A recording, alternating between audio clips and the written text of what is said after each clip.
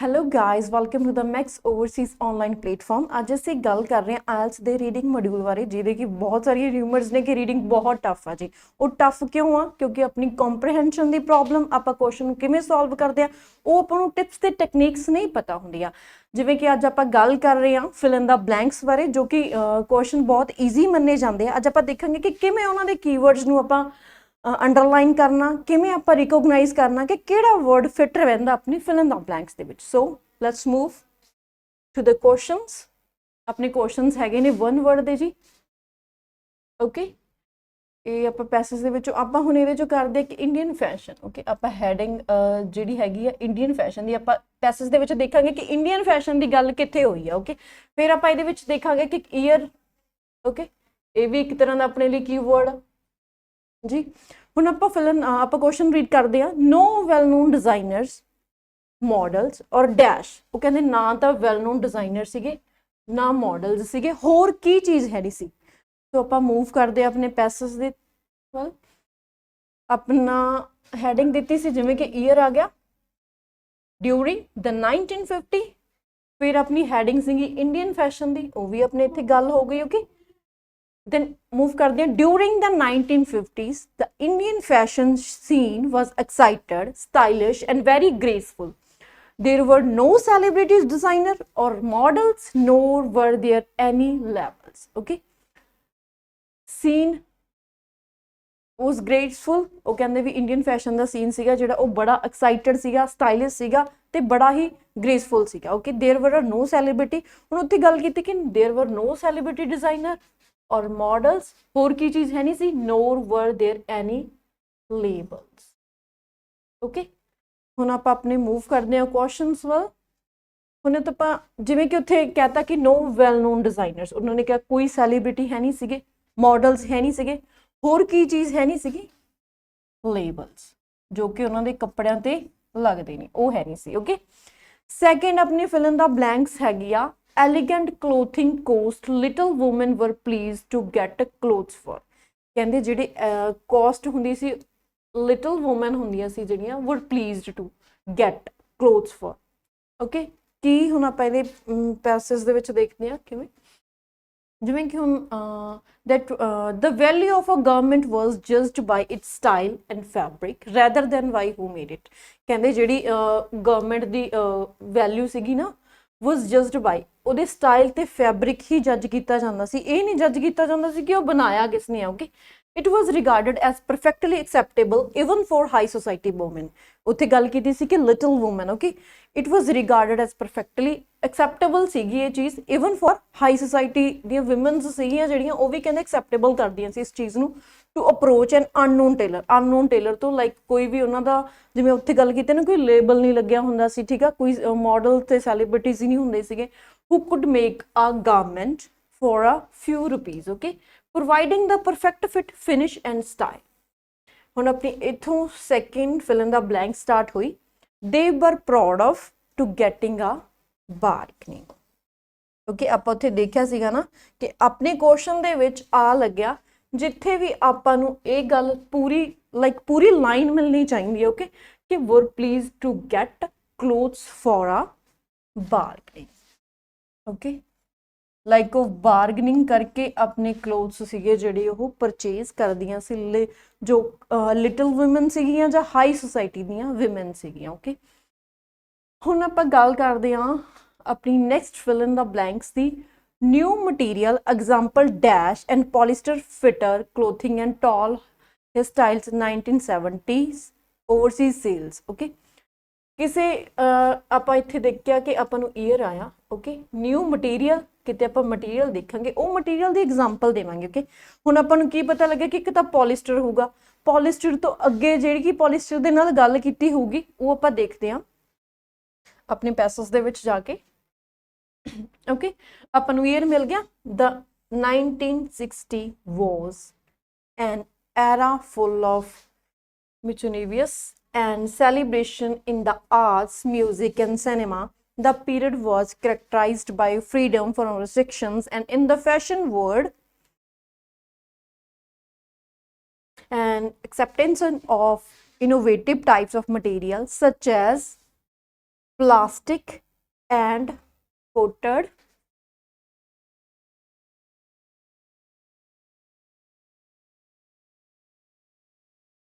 okay fashion word and acceptation of innovative types innovative type होगी अपनी ठीक है जी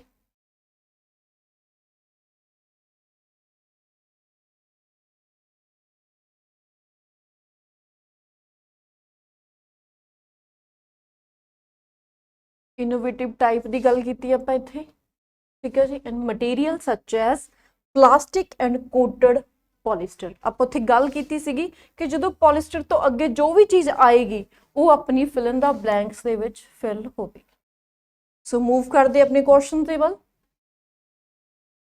एग्जाम्पल किसी नवे मटीरियल की एग्जाम्पल दी है उत्थे कहा गया सीगा कि जो इनोवेटिव मटीरियल सीगा एग्जाम्पल हैगी आ पॉलिस्टर पॉलिस्टर की गल ऑलरेडी इत्थे हो चुकी है फिर रह के कि plastic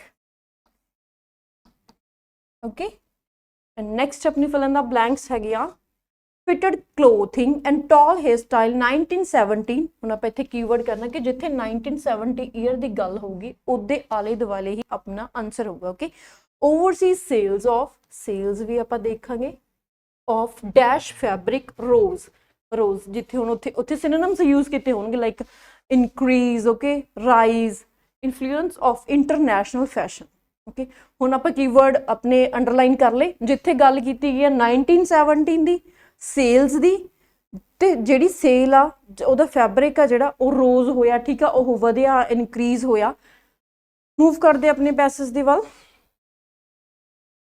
tight fitting kurtas and chudidar and high coffiners were trend among women okay the following decade witnessed an increase ਹੁਣ ਆਪਾਂ ਇੱਥੇ ਦੇਖਿਆ ਕਿ increase okay ਉੱਥੇ ਗੱਲ ਕੀਤੀ ਗਈ ਸੀ ਰੋਜ਼ ਦੀ in the export of dash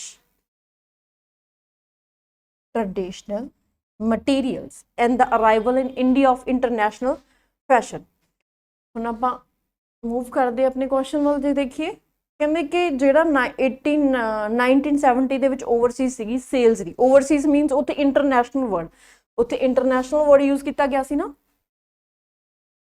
ਕਿੱਥੇ ਸੀਗਾ ਹਾਂਜੀ ਅਰਾਈਵਲ ਓਕੇ ਸੌਰੀ ਦਾ ਜੀ ਇੰਟਰਨੈਸ਼ਨਲ ਫੈਸ਼ਨ ਦੀ ਗੱਲ ਕੀਤੀ ਗਈ ਠੀਕ ਹੈ ਫਿਰ ਹੋਰ ਉੱਥੇ ਕੀ ਗੱਲ ਕੀਤੀ ਕਿ ਜਿਹੜਾ ਐਕਸਪੋਰਟ ਸੀਗਾ ਠੀਕ ਆ ਉਹਦਾ ਵੱਧ ਗਿਆ ਕਿਸ ਦਾ ਵੱਧ ਗਿਆ export sales of traditional fabric उत्थे मटीरियल यूज किया गया इत्थे की किया गया फैब्रिक सो आंसर हैगा जी अपना ट्रेडिशनल फैब्रिक ओके हुण आपां गल करदे हां अपने fifth fill in the blanks दी okay opening of fashion store in Mumbai popularity of American designer clothing had so इत्थे अपना कीवर्ड्स हैगे ने अमेरिकन डिजाइनर्स ओके जी a shape okay Mumbai popularity ਹੁਣ ਆਪਾਂ ਦੇਖਣਾ ਆ ਕਿ Mumbai popularity of American designer clothing had a dash shape designer tried to attract attention by press okay fifth fill in the blanks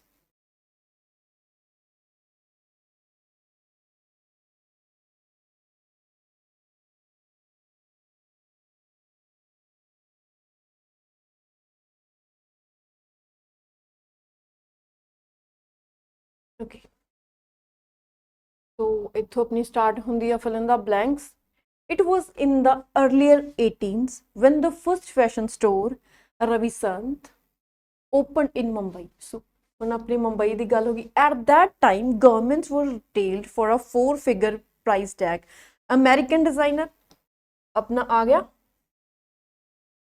keyword like Calvin Klein become popular in India too ਜਿਹੜਾ American designer ਸੀਗਾ ਉਹ India ਦੇ ਵਿੱਚ ਵੀ poplar ਸੀਗਾ ਕੰਟੂਰਸ become more ਮੈਸਕੁਲਿਨ and ਇਥੇ ਕੰਟੂਰਸ shape ਦੀ ਗੱਲ ਕੀਤੀ ਗਈ ਓਕੇ ਕੀ ਸੀਗਾ masculine and even the salwar kameez were designer with the shoulder pads ਠੀਕ ਹੈ ਇੱਥੇ ਜਿਹੜੇ ਕਿ ਮਤਲਬ ਕਿ ਅਮਰੀਕਨ ਡਿਜ਼ਾਈਨਰ ਦੀ ਗੱਲ ਕੀਤੀ ਗਈ ਆ ਕਿ ਕੀ ਸ਼ੇਪ ਸੀਗੀ ਜਿਹੜੀ ਉਹ ਸੀਗੀ ਮੋਰ ਕੀ ਸੀਗਾ ਮੈਸਕੁਲਾਈਨ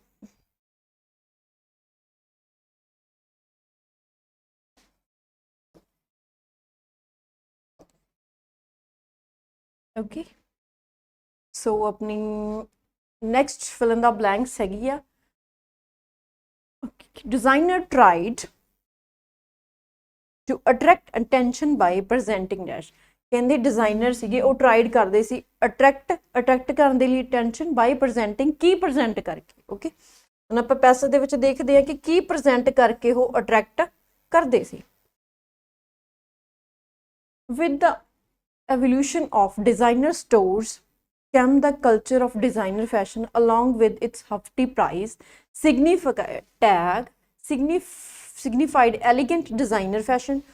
So garments were sold at unbelievable prices. Meanwhile, designers dedicated to get themselves noticed by the making showy outfit and associated with her right celebrities. Okay, ਕੀ ਕਰਦੇ ਸੀਗੇ ਉਹ ਮੇਕਿੰਗ ਸ਼ੋਈ ਆਊਟਫਿਟਸ ਹੁਣ ਆਪਾਂ ਕੁਐਸਚਨਸ ਦੇ ਵਿੱਚ ਦੇਖੀਏ ਬਾਈ ਪ੍ਰੈਜ਼ੈਂਟਿੰਗ ਇੱਥੇ ਉਹਨਾਂ ਨੇ ਕਹਿਤਾ ਕਿ making okay ਸ਼ੋਈ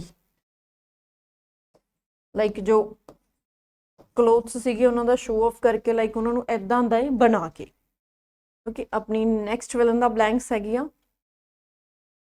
mixing with the stars 1919 following the demand of for expensive fashion wear return to dash clothing okay ਕਹਿੰਦੇ ਜਿਹੜੀ 1980 ਹੁਣ ਆਪਣੇ ਇੱਥੇ ਕੀਵਰਡ ਹੈਗਾ 1990 ਸੌਰੀ following the demand ਕੀ ਸੀਗੀ ਜਿਹੜੀ ਉਹਦੀ expensive fashion wear return to dash clothing okay ਕਿਸ clothing ਵੱਲ ਹੋਈ ਸੀ ਮੂਵ ਕਰਦੇ ਆਪਣੇ ਪੈਰਾਗ੍ਰਾਫ ਦੇ ਵੱਲ ਆਪਾਂ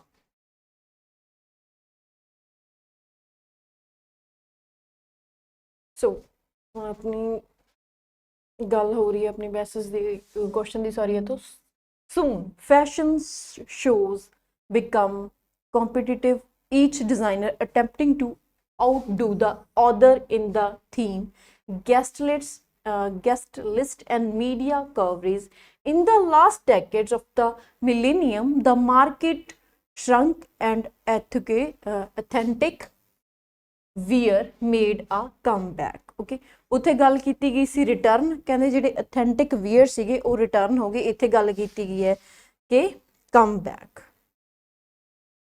ਸੋ ਆਪਣਾ 7th ਆਨਸਰ ਹੈਗਾ authentic ਸੋ ਇਹ ਸੀਗੇ ਆਪਣੀ fill in the blanks so thank you so much watching for my video